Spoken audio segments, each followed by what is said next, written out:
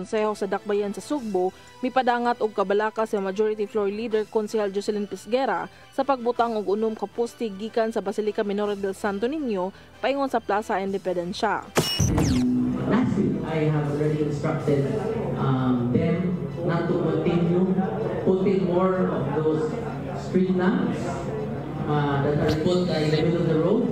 I order them ayaw na lang sa ibutang kung itangtang ang katong nabutang because it poses danger not only to the motorists but to the pedestrians alike. Samtang si Engineer Imbong ang BRT project manager, miasoy nga human sa ilang meeting uban si acting mayor kagahapon sa hapon, misaad sila nga kinitumanon tungod kay nakasabot sila sa punto ni Garcia. Ang mga lampos kabahin sa Link to Port project sa Bus Rapid Transit kun BRT project, ila usab tumanon ang sugyot ni Garcia, ilabi na nga ang extension sa sidewalk o ang pagproseso sa mga gikinahanglan nga mga permits. Apan sa dili pa ilang unahon ang kuhaon ng poste o pamutangan og mga safety cones ang dapit. Kamo to kamo ang lampo kanya among butangan cones sugod jus plaza padong at tuskuan amo na dayong buhato na katong extension sa sidewalk. Pero kung ako sa ito ng permit ako sa kuhaon na ma-release ang permit. Sherry Zameuy, CCTN News. 200,000 kilos nga basura na kolekta sa gipaygayong cleanup drive sulod sa kapin duha ka buwan sa 27 ka barangay sa Dakbayan. Samtang nakigalayo ng mandawi sa DPWH kabahin sa mga ipatumang proyekto batok sa baha. Ang kasayuran ni hatod ni Mary Rose Sagarino. Basura ang usa sa labing hinungdan sa baha nga nasinati matag adunay kusog nga uwan. Ang basura nga moabot sa mga sapa, kanal ug manhole makabara sa drainage line hinungdan na noon sa pagbaha tungod walay kaagian ang tubig. Subay niini ang syudad sa Mandawi kanunay nagpahigayon og clearing operation sa waterways. Ang 20 city ka barangay sub nagpahigayon og clean up drive matag simana subay na sa mando sa Department of Interior and Local Government kun DILG. Ganay moabot na sa 200,000 kilograms ang nakolekta sugod ni adtong Abril. Instead kung wa pa na nila gikuha, nana na sa sapa, nana na sa kanal, eventually sa dagat. So that's a big help from the barangays as well, together with our DGS as our city collector. So kana ang effort, hopefully, padayunon pa na siya para maka-help prevent sa baha. Subay ni ini giawhag ni Mayor Jonas Cortez ang mga residente sa pagtarong og labay sa ilang mga basura. And that's precisely why we're trying to institutionalize our parole system. We need the help of each and every Mandawianan. No? We have seen that, well, there's a coordination with the barangays, but it's still not enough. We've been retrieving tons and tons of garbage. But again, we need to do extra effort. Niadtong Domingo moabot sa 93 ka mga pamilya ang gibakwit gikan sa 12 ka mga barangay tungod sa pagbaha subay sa kusog nga uwan. Kagahapon nagkipag-meeting sab ang syudad sa Department of Public Works and Highways sa pagtuki sa solusyon sa baha labi na sa national roads. Nasabutan ang pagpakigalayon sa usag-usa kung adunay ipatuman nga mga proyekto sama sa pagkonektar sa mga drainage lines o pagpadako sa mga manholes. These areas are still ongoing. Projects are implemented within the area. So we also need to adjust on the implementation. So there are certain designs that needs to be adjusted and also coordinated with private partners like may mga there are areas that are owned by private property owners. So Mary Rose Sagarino, CCTN News. Ceremonial ribbon cutting sa duha ka mga improved road projects sa Dakbayan sa Lapu-Lapu gipahigayon kagabi. Gawas sa simentadong karsada, hayag na usab ang mga karsada nga dunay drainage aron masolusyonan ang baha. Ang kasayuran ihatod ni Crystal Joy Filerca. Gipahigayon pasado alas 6 kagabi ang ribbon cutting sa duha ka bag-o lang nahuman nga improved road project sa Lapu-Lapu City.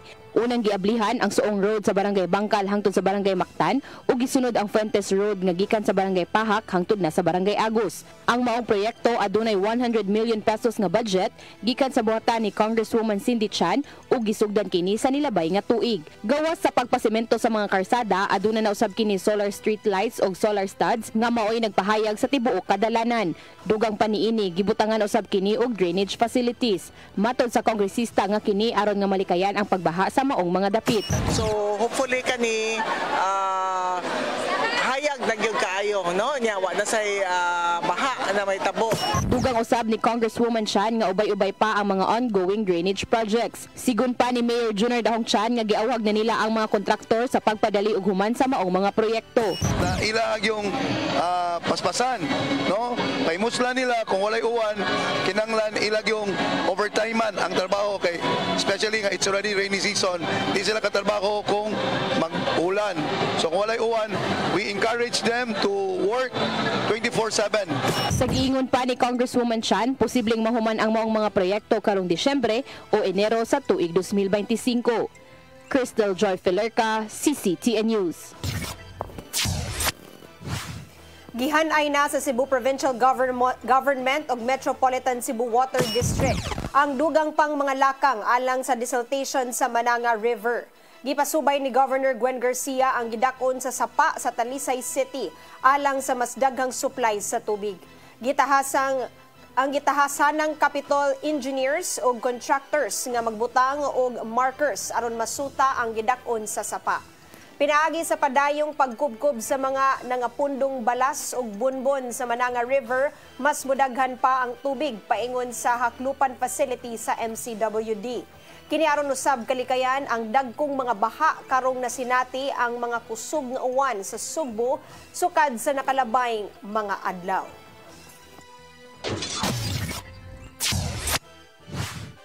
Kapin 39 milyones ka pesos nga kantidad sa mga makina o ubang kahimanan na hatag na sa Department of Agrarian Reform 7 ning tuiga.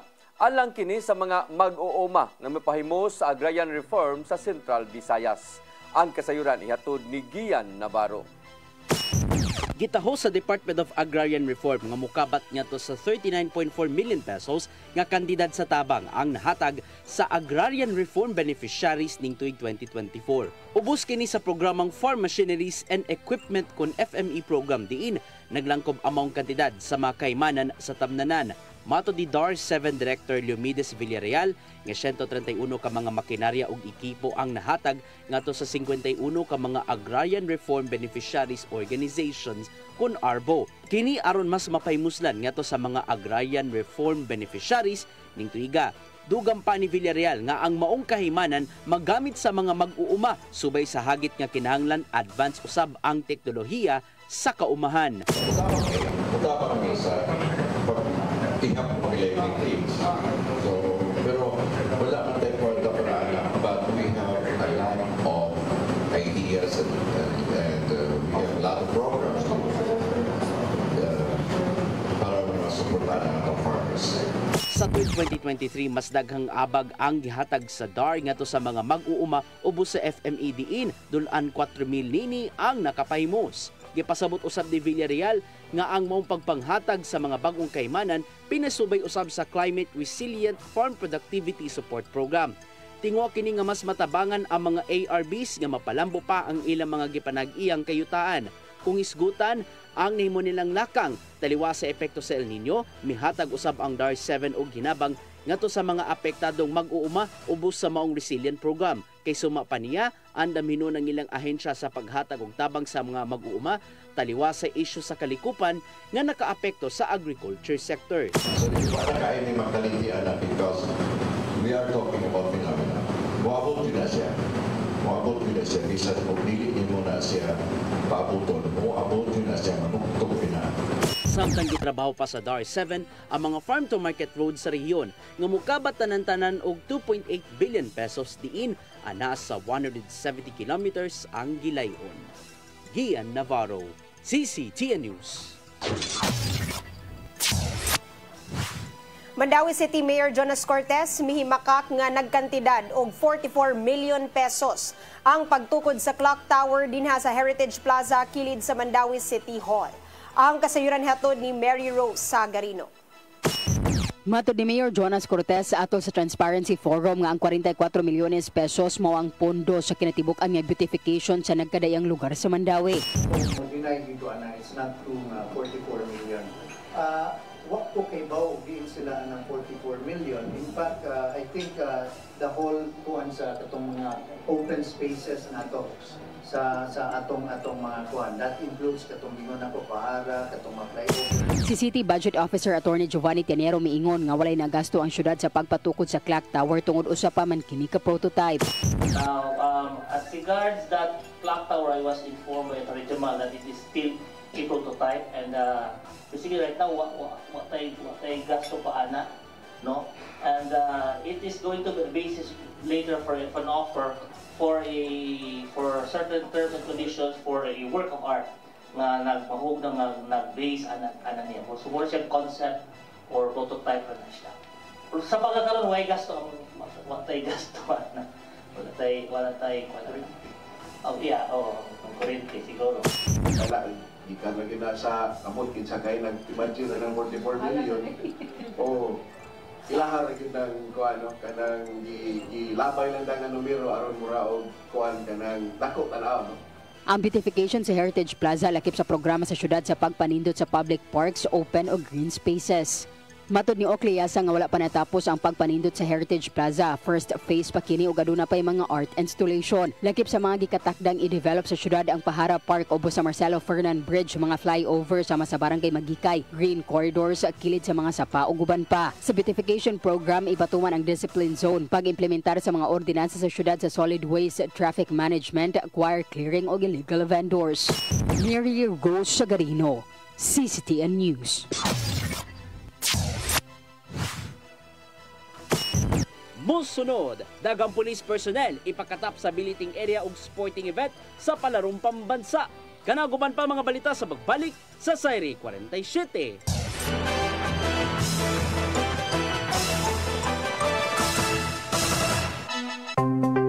Discover the beauty of the Philippines.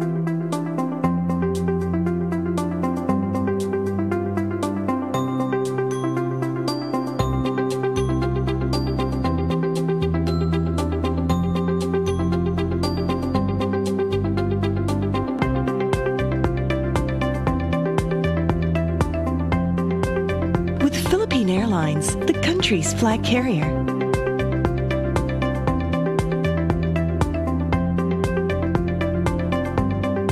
The airline that lets you feel the warmth of the nation.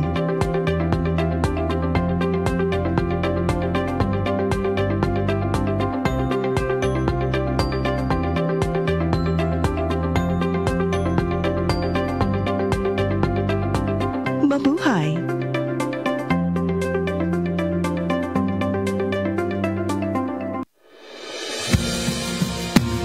Calling all leaders of Catholic Charismatic Renewal Communities, diocesan coordinators, and spiritual directors.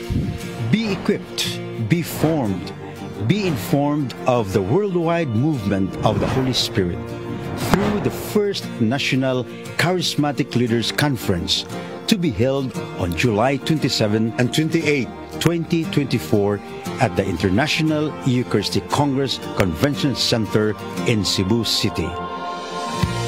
The theme of this special gathering is taken from the Acts of the Apostles, chapter 1, verse 8. You will be my witnesses.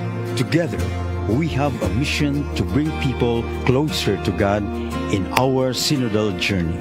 Let us be united. The Charis Philippines First National Charismatic Leaders Conference. Be inspired by speakers from Charis International, Shane Bennett and Cyril John, together with charismatic theologian Moses Catan and Filipino lay leader June Cruz. Grow in faith, fellowship, and leadership, and be part of something extraordinary. Charis Philippines First National Charismatic Leaders Conference. Register now and witness the power of the Holy Spirit. Everything I need is found in you, Jesus. Deadline for registration is June 30, 2024.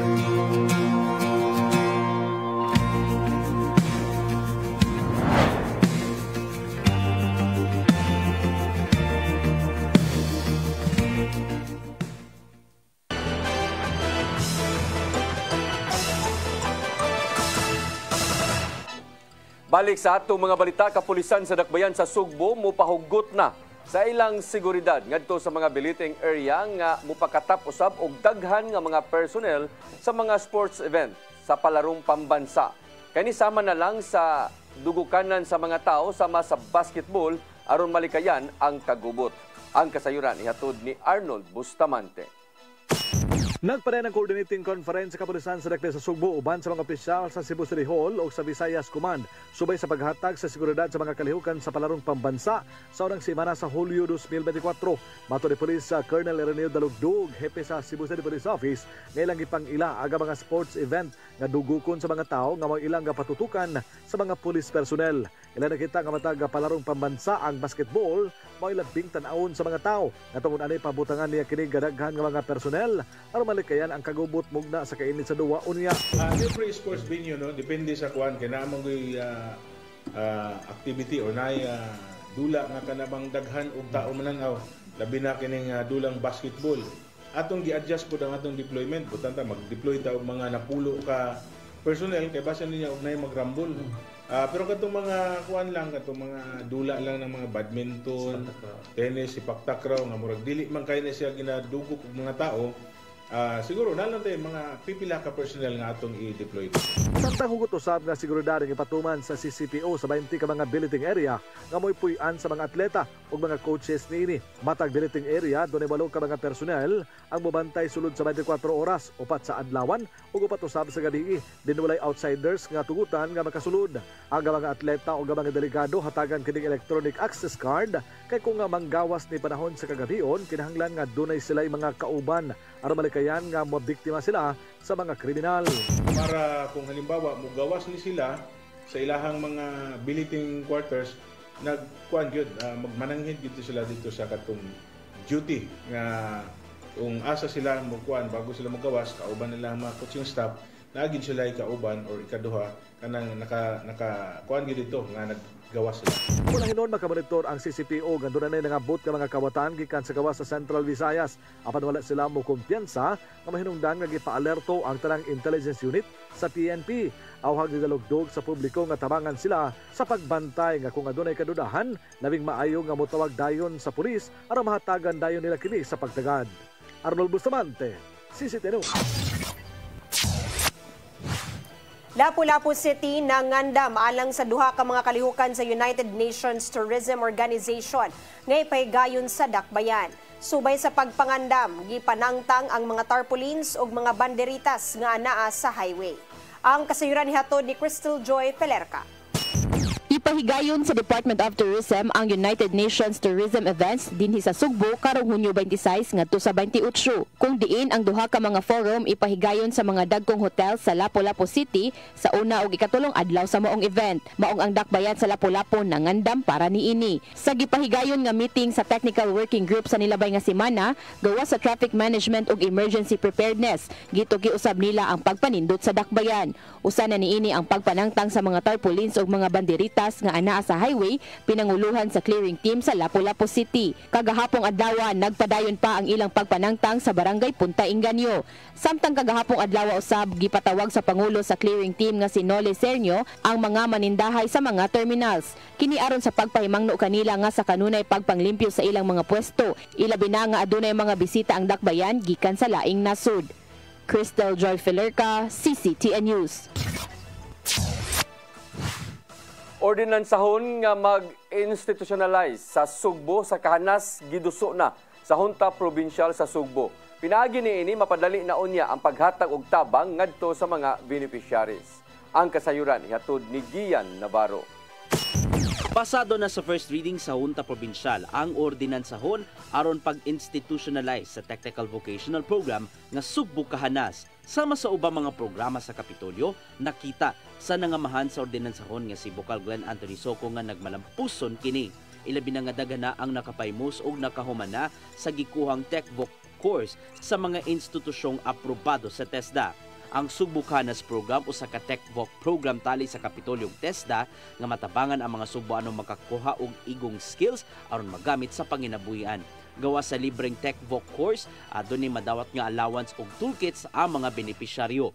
Sa higayong mahimo na kining ordinansa, mas paspas na ang paghatag og tabang og dili na malangay pa itandi kaniadto. Madugay itong ang releasing sa allowances, madugay ang releasing sa toolkit. So ang katong nakahumanag training imbis unta nga makasugod na sa dayon siya og for example ikuha na siya og bread and pastry, imbis unta makasugod din siya negosyo kay na siya toolkit, na siya oven ug ubang mga kagamitan, dili pa kay maghuwat pa kay ipabid pa didto sa national government or the procurement process. Sa gihapon gaynan kini sa Kapitolyo og 100 million pesos ug maapod kini matag distrito sa probinsya sa Sugbo. Pinagi sa gidusong ordinansahon, matinaw na mismo ang guidelines sa pagpatuman sa programa din ibutang kini sa implementing rules and regulations niya. Kini aron mapadayon pa ang maong programa bisan kinsa man ang modumala sa Kapitolyo so maabot nga panahon. We get within the parameters nga given by the ordinance, but at least ang basic gyud nga guidelines nakaset na. Girefer na nga to sa Committee on Planning and Development o Committee on Technical and Higher Education alang sa dugang pa niyang deliberation. Anana sa kapin 8,000 ka mga Sugboanon ang nakapaymus na sa Sugbok Kahanas sa nakalabayng duha ka seasons. Gian Navarro, CCTN News. Kanhi Senador Laila de Lima mutabang na sa investigasyon sa International Criminal Court bahin sa dugoong drug war ni kanhi Pangulong Duterte. Kini human maabsuelto na sa tanang drug cases nga giat atobang. Ang kasayuran hatod ni Gian Navarro. Mutabang si kanhi Senador Laila de Lima sa maabot nga investigasyon sa International Criminal Court bahin sa gingong crimes against humanity sa nanglabayng katuigan. Partikular kini sa nimong dugoong kampanya sa kapulisan batok sa ginadiling drugas ubos sa rehimen ni kanhi Presidente Rodrigo Duterte. Kini ang nimong pamahayag ni De Lima karong absuelto na siya sa tanang drug cases nga giatubang human sa 7 ka tuig nga pagpakigbisog. Mato ni De Lima nga kinahanglang manubag si Duterte sa mga gipambuhat dili lang kaniya apil na ang libuhan ka mga biktima. Gihimug-atan sa kampo nilang Duterte nga nalambigit si De Lima sa gingong illegal drug trade apan nagpabilin ang duda sa senadora nga politically motivated lang. Gibasura kaghapon sa Muntinlupa Regional Trial Court ang katapusang drug case ni De Lima human gitugutan ang demurrer nga pamatud-an ang napakyas nga prosekusyon sa salaw ni De Lima. Maong nagmalipayon ang kanhi senador karong gawas nun na human sa pipila ka tuig nga pagkapriso nga walay hukom gikan sa korte. Dako ang pasalamat ni De Lima sa korte, siyang pamilya ug supporters kinsang nag-abot atubangan sa RTC building kagapon sa hapon. Samtang gibasura na usab sa korte ang kasong disobedience to subpoena nga giduso sa Kongreso batok ni De Lima niadtong 2017. Gian Navarro, CCTN News. Gihimugatan ni Defense Secretary Gilberto Teodoro Jr. nga dili ra misunderstanding ang panaglalis sa mga soldaong Pilipino o mga Chinese sa Ayungin Shoal. Matod ni Teodoro nga wa gipakagamay sa kagamhanan sa nasod ang labing uwahing nga insidente. Ilabi na nga nanghinubra na o gahilabihan ka-agresibo ang mga otoridad sa China sud sa kadagatan sa Pilipinas. Dugang pa niya, nagituyo sa China ang maong insidente sa mayaging simana aron mapugnan ang resupply mission sa mga sundao. Gitinguha karon sa kagamhanan sa Pilipinas nga makahimo og mas malinaw nga kasulbaran bahin sa nahimong inilugay sa kadagatan.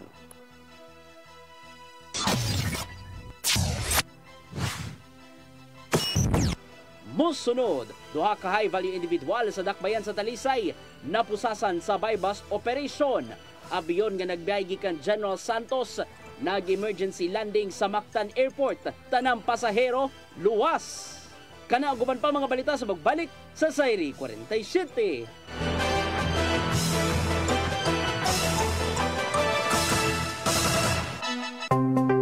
Discover the beauty of the Philippines.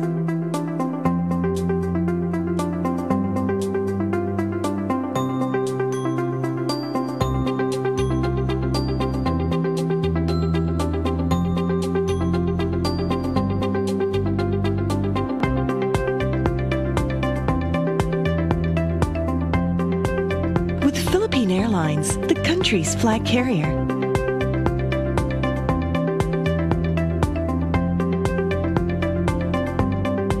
The airline that lets you feel the warmth of the nation.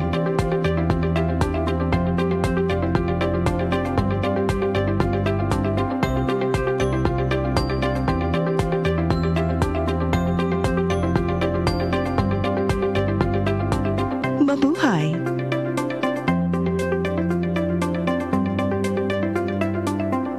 Be equipped, be empowered, and be informed.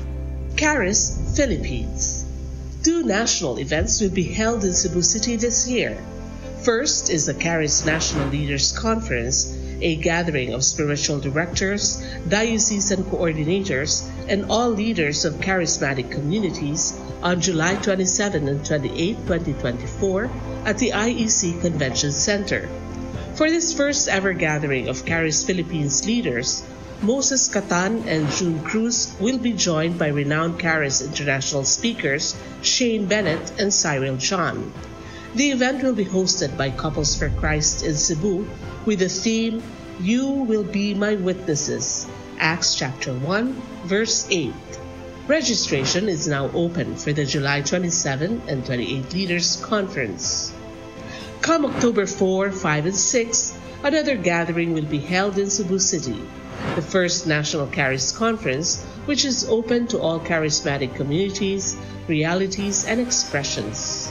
Hosted by the Brotherhood of Christian Businessmen and Professionals, the event will have interesting workshops and topics to help us grow in our various charismatic gifts and charisms. Watch out for more details about this event from our host BCBP in the coming days. Meantime, let's be ready to join these gatherings and pray for the outpouring of the current of grace in the Philippines.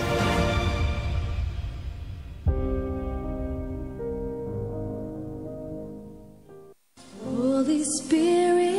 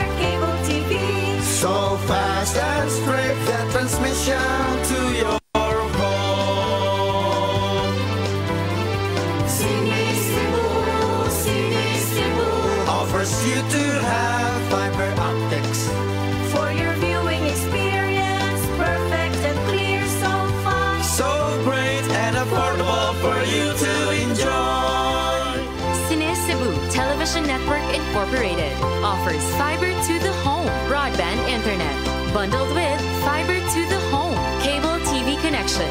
Cine Cebu Television Network Incorporated with its operation in Metro Cebu and the whole province of Cebu soon. Cine Cebu, for your internet connection and for the signal of your cable TV. So fast and straight the transmission to your home. Cine Cebu offers you to have fiber optics for your viewing experience, perfect and clear, so fine, so great and affordable for you to enjoy. kinabuhi puno sa hagit. Sugpila ka, Dri, ha? Ay, paginarte! Pagdita ka! Puno sa pangutana. Bata pa gani ka kayo? Nagpuyab-puyab na ka? Kinsa man ang mga masakitin nato din ay karon ha? Kinsa! Kung sibuti mo'y pasabot, Daddy. Puno sa luha. Pagpili pa, ako nga imong anak o kanay imong mga babae. Kasuko. Yung nananado pa. Ano itong ka ni Papa? Apan bisan mangit-ngit pa ang imong kalibutan, aduna pa'y nagpahiping kahayag. Aduna ka pa'y kasumbungan. Mga laman, hanap na. Dear Tatay, tunog na unlod na. Nganong handungan. Wailaing pagi aron masabtan nato ang Biblia. Kinahanglan nga doon natay relasyon kang Hesus. Hangtod sa layan natong panaguban, daghang salamat. Shalom. Tunog na unlod na.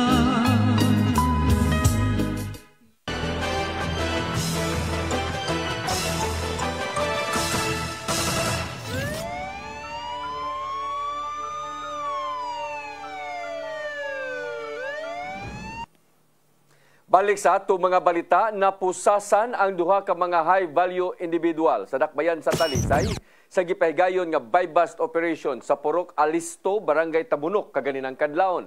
Giila ang mga dinakpan nga silang alias Raymond, 39 anyos, target sa operation, ug ang kauban niini nga si alias Matt, 32 anyos, taga Iscario Street, Barangay Kamputhaw ning dakbayan sa Sugbo.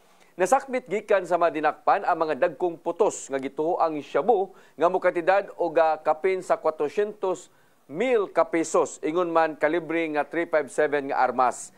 Pagpayuhot og illegal nga drogas ug paghupot og illegal nga armas ang atubangon nga kaso sa duha ka mga dinakpan.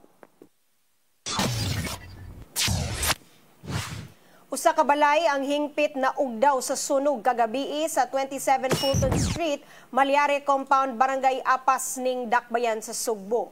Nagsugod ang kayo sa panimalay ni Maria Teresa Malyari nga daling giisa sa first alarm sa Cebu City Fire Station mga alas 7:21 sa gabi. Nakontrolar ang kayo mga alas 7:35 ug na fire out mga alas 7:38 sa gabi. Wala hinuoy gika-report nga naangol sa sunog pero nagbilin og 800,000 ka pesos nga danyos. Luwas nga nag-emergency landing ang Philippine Airlines A320 flight nga alas 6:09 kagabi diya sa Mactan, Cebu International Airport. Gikan sa General Santos City ang abyon o gapaingon unta kini sa Manila. Apan nakasinati kini og technical problems ang eroplano og dideklarar nga emergency landing mga alas 5:41 sa hapon nga mo hinungdan sa pag-landing niini. Luwas ra noon ang tanan nga 178 ka mga pasahero sa mao nga abyon. Mo kadto naglangkob sa atong mga balita sa Sayre 47, ako si Dennis Tabar. Ako si Danica Caballes, hangtod ugma sa inyong paboritong tulumanon. Sayre 47.